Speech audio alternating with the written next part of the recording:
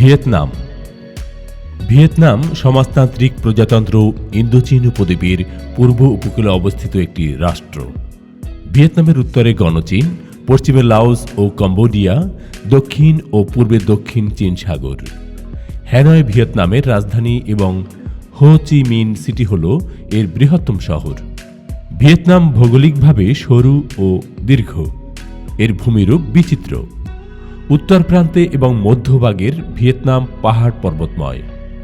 উত্তরের উচ্চভূমিগুলো ধীরে ধীরে ঢালু হয়ে পূর্ব দিকের প্রশস্ত নদীবহুল উপত্যকায় গিয়ে মিশেছে। দক্ষিণ ভিয়েতনাম মূলত মেকং নদীর অববাহিকা দ্বারা গঠিত প্রশস্ত এবং উর্বর সমভূমি।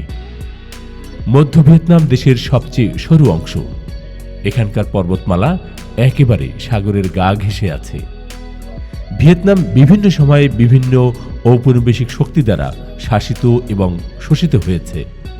দীর্ঘ গণযুদ্ধের মাধ্যমে তারা স্বাধীনতা অর্জন করে বর্তমান অবস্থায় এসেছে। তাদের যুদ্ধের ইতিহাস খুবই মর্মান্তিক এবং করুণ। যুদ্ধের কারণে কোনো কোনো এলাকা প্রায় পুরুষশূন্য হয়ে পড়েছিল।